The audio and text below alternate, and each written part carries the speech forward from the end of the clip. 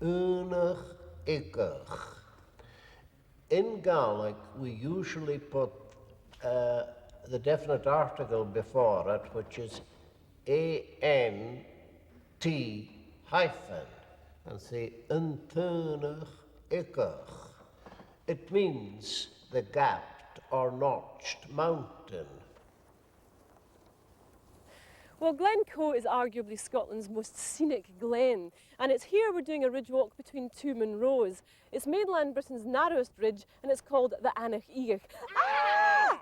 It is an extremely dangerous ridge, and that's why you shouldn't be attempting it too early on in your Munro career. A slip up there is no laughing matter, and a lot of people have been killed. The National Trust for Scotland own the whole of Glencoe, and of course the Aonach Eagach. Ah! And they very sensibly have put up this sign warning you that once you're up there on the ridge, there's no way off until the very end.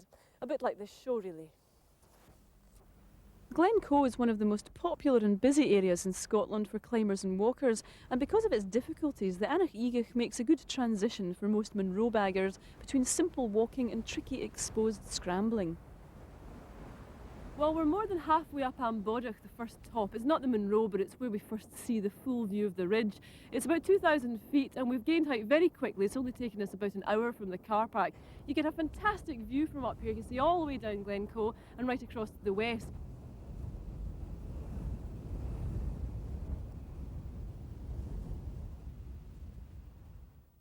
This is our route. The tops will be doing are marked in blue and the Munros are marked in white. Like most linear ridge walks, you'll finish some miles down the road from where you started, so arrange a lift back or time it with public transport.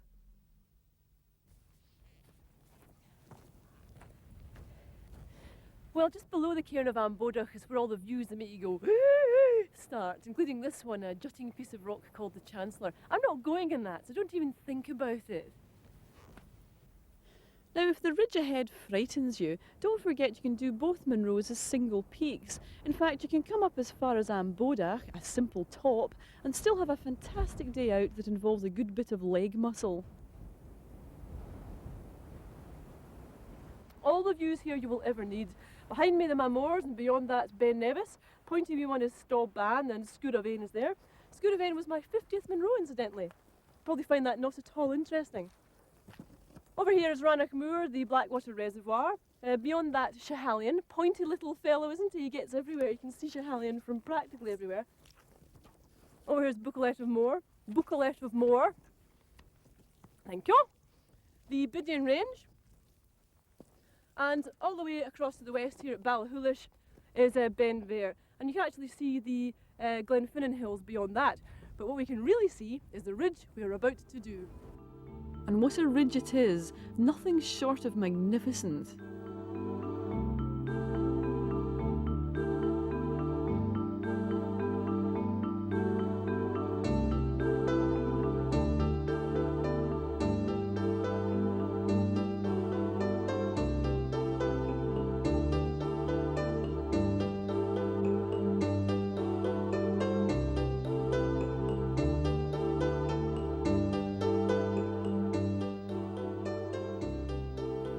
First piece of really nasty scrambling to get to the Munro over there. And you might find it surprising that people who do Munros like myself sometimes suffer from vertigo, which I do, and which I'm suffering from a little bit now. I'm not terribly sure how I'm going to feel about this piece, but I do have a healthy bit of terror in my stomach. I'm going down there, and I might be some time. Well, what a chicken! But no wonder the Aonach Eagach has such a fearsome reputation. It may look benign enough from the safety of the car park in Glencoe, but listen well to those who tell you that this is no place for the inexperienced. Halfway along the ridge is not a time to decide you'd rather be having tea and scones in the village.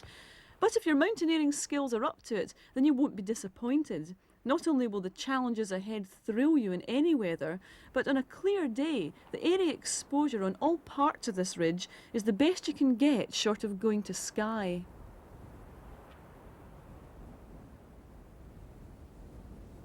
This is called Meall Dearg. It means Red Hill. It's 3,118 feet.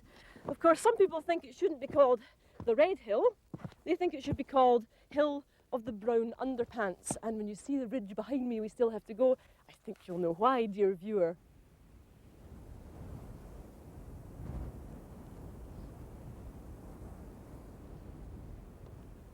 We've been very lucky today though, A, because the weather's been great, there's not much wind and there's sun, and B, because we've only met one other party of people. Apparently if you do the Aonach Eagach, at the weekend, you can sometimes queue to get over these pinnacles because the way is so narrow.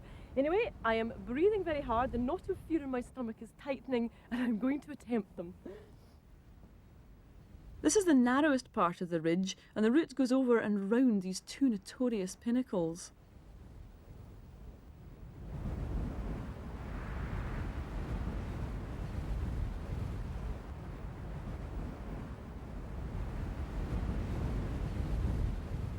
Now I'm cheating slightly because researcher Ross is just ahead of me, making sure I don't stray off the safest route, as well as shouting rude things about how I climb like a donkey.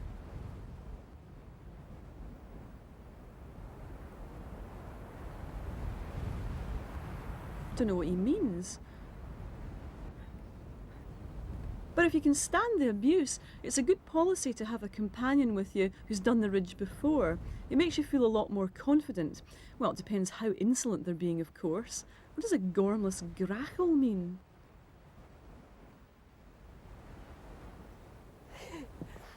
Terror city. Completely. Well, tell us all what it was like. I need my researcher, I need the man with the beard.